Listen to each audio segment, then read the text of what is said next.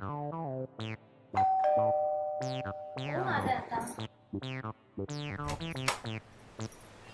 सुमन, बाल्या आला असं कळलं? अहो बाल्याचे कुठे बाल्या? कुठे गेला होता बाल्या? हा, काय केलं हो रात्रभर त्यानं?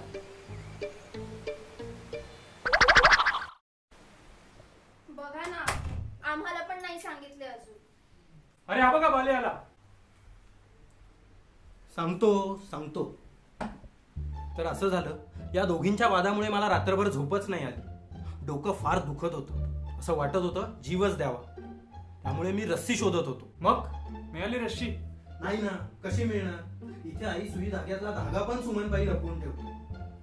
अच्छा, मग पुढे काय केलं? मग किचन मध्ये गेलो. तिथं मला सुरा दिसला. अरे बापरे, म्हणजे काय तू सूर्याने हाताची नसबीस कापून घेणार होतास का काय? नाही, किचन मध्ये मला ऍपल दिसला. तो मी कापून खाल्ला. भूक लागली होती ना मला. बरं, मग पुढे काय केलंस? मग मी विचार करत बसलो. त्यात पहाट कधी झाली कळलंच नाही. गुपचूप आंघोळ केली, माझी बॅग भरली आणि घराबाहेर पडलो. खाली जाऊन बघतो तर एकही रिक्षावाला नाही. हे रिक्षावाले आहेत ना, हल्ली जाम वाचलेत. मग विचार केला बसने जाऊ. चालतच बस स्टॉप पर्यंत गेलो. अर्धा तास झाला तरी एकही बस आली नाही. मग विचार केला ट्रेननेच जाऊ. म्हणून सरळ स्टेशनला गेलो. ट्रेन मध्ये बसलो आणि पार्ल्याला उतरलो. पार्ल्याला? अरे तुझं ऑफिस तर अंधेरीला आहे ना? हो, जीवला गेला असेल जीव द्यायला. वा, तुला जीव द्यायला पण जुहूचा गलिच्छ समुद्रच मिळाला. त्यापेक्षा अलिबागला जायचं ना. चायला एकदम स्वच्छ समुद्र आहे, भारी. अरे मी घर सोडून निघालो होतो आणि घर सोडून जाणारा माणूस कुठेही जाऊ शकतो. पुढे जा. अरे असं डिस्टर्ब करू नका ना तुम्ही. लिंक तुटते ना माझी. हा, तर कुठे होतो मी? कशाला? हा, तर मी पार्ल्याला स्टेशनवर उतरलो आणि जवळच एका बाकड्यावर बसलो.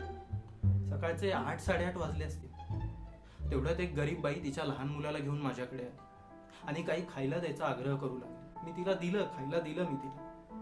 पण ती ते न खाता कागदात बांधून घेऊन जाऊ लागली. मी तिला विचारलं ती असं का करते, तर ती म्हणाली तिचा नवरा घर सोडून गेला, तो परत आलाच नाही. खूप वाट बघितली तिने. तिला 2 मुलं होती. लहान मुलाला घेऊन ती हिंडत होती आणि तिचा मोठा मुलगा घरीच होता.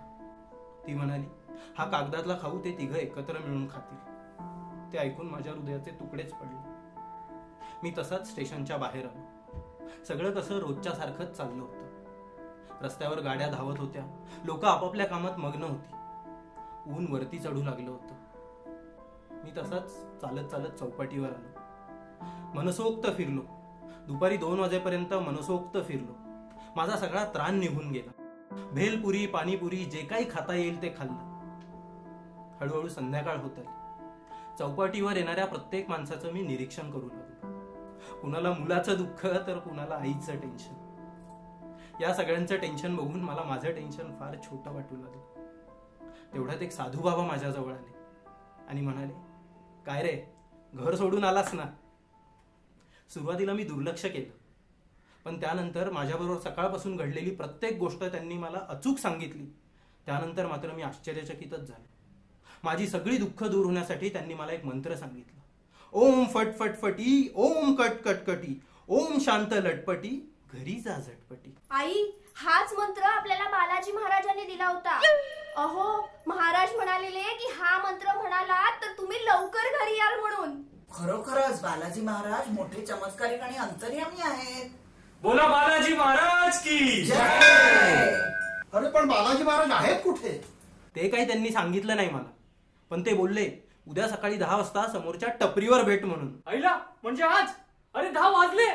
चला.